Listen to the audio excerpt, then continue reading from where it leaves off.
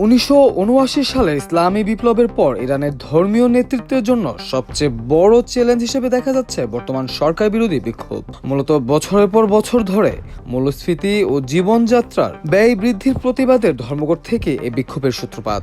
তবে প্রথম থেকে এই বিক্ষোভের আগুনে ঘি ঢেলে যাচ্ছেন যুক্তরাষ্ট্রের প্রেসিডেন্ট ডোনাল্ড ট্রাম্প, যার ফলে বৈশ্বিক রাজনীতিতে যুক্তরাষ্ট্র ইরান উত্তেজনা বেড়েই চলছে।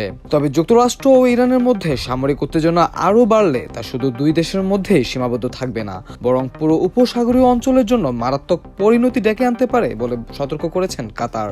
ইরানে চলমান সরকার বিরোধী বিক্ষোভ দমনে কঠোর অভিযান এবং এর প্রেক্ষাপটে ওয়াশিংটনের সামরিক হস্তক্ষেপের হুমকির পরে এই উদ্বেগ প্রকাশ করে দোহা। বার্তা সংস্থা এএফপির খবরে তথ্য জানানো হয়। দোহায় এক সংবাদ সম্মেলনে কাতারের পররাষ্ট্র মন্ত্রণালয়ের মুখপাত্র মাজিদ আল আনসারি বলেন, এই অঞ্চলে যে কোনো ধরনের উত্তেজনা স্থানীয়ভাবে এবং আন্তর্জাতিক পর্যায়ে ভয়াবহ প্রভাব ফেলতে পারে।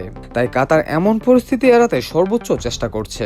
তিনি আরও বলেন, গত বছরের জুনে ইরান কাতারে অবস্থিত যুক্তরাষ্ট্রের আল উদেইদ সামরিক ঘাঁটিতে হামলা চালিয়েছিল।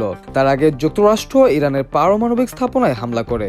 ওই নজিরবিহীন ঘটনার পর তেহরান ও ওয়াশিংটনের মধ্যে দ্রুত যুদ্ধবিরতি কার্যকর করতে মধ্যস্থতা করেছিল কাতার। এছাড়া হোয়াইট হাউস জানিয়েছে, মার্কিন প্রেসিডেন্ট ডোনাল্ড ট্রাম্প বিক্ষোভকারীদের উপর দমন পীড়ন ঠেকাতে ইরানে বিমান হামলার বিষয়টি বিবেচনা করছেন। এর প্রতিক্রিয়ায় ইরানের পার্লামেন্ট স্পিকার মোহাম্মদ বাগের গালিবাফ হুঁশিয়ারি দিয়ে বলেছেন, যুক্তরাষ্ট্র হামলা চালালে ইরানও পাল্টা জবাব দেবে। এর আগে যুক্তরাষ্ট্রের প্রেসিডেন্ট ডোনাল্ড ট্রাম্পকে অত্যাচারী ব্যক্তি উল্লেখ করে তাকে ক্ষমতাচ্যুত করার হুঁশিয়ারি দিয়েছেন ইরানের ক্ষমতাসীন ইসলামপন্থী সরকারের সর্বোচ্চ ধর্মীয় নেতা আয়াতুল্লাহ আলী খামেনি। এদিকে মঙ্গলবার নিজের সামাজিক যোগাযোগ মাধ্যম ট্রুথ সোশ্যালে পোস্ট করা এক বার্তায় ইরানের আন্দোলনরত জনতার উদ্দেশ্যে প্রেসিডেন্ট ট্রাম্প বলেন, ইরানের দেশপ্রেমিক জনগণ, আপনারা বিক্ষোভ আন্দোলন কর্মসূচি চালিয়ে যান, নিজেদের জাতীয় প্রতিষ্ঠানগুলো দখল নিন, হত্যাকারী নির্যাতনকারীদের নাম নথিবদ্ধ করুন, তাদের অনেক চড়া মূল্য দিতে হবে।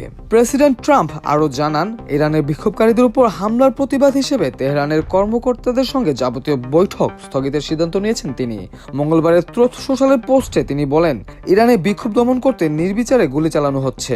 এই নির্বোধ হত্যা যতদিন না বন্ধ হয় ততদিন পর্যন্ত ইরানের কোনো কর্মকর্তার সঙ্গে আমি বৈঠক করব না। তাছাড়া ইরানের বিক্ষোভকারীদের উদ্দেশ্য করে তিনি বলেন, আপনাদের জন্য সহযোগিতা আসছে, ইরানকে আবার মহান করে তুলুন। এছাড়া মানবাধিকার সংগঠনগুলো তথ্য মতে ইরানের নিহতের সংখ্যা দ্রুত বাড়ছে। নরওয়ে ভিত্তিক এনজিও ইরান হিউম্যান রাইটস জানিয়েছে, তারা অন্তত 648 জনের মৃত্যুর বিষয়টি নিশ্চিত করেছে। তবে সংস্থাটি সতর্ক করে বলেছে, প্রকৃত সংখ্যা আরো অনেক বেশি হতে পারে, যা 6000 ছাড়িয়ে যাওয়ার আশঙ্কা রয়েছে। ইন্টারনেট বন্ধ থাকা সত্ত্বেও ইরান থেকে নানা তথ্য বেরিয়ে আসছে, যা পরিস্থিতির ভয়াবহতার ইঙ্গিত দিচ্ছে। মামুন খান, আমার দেশ।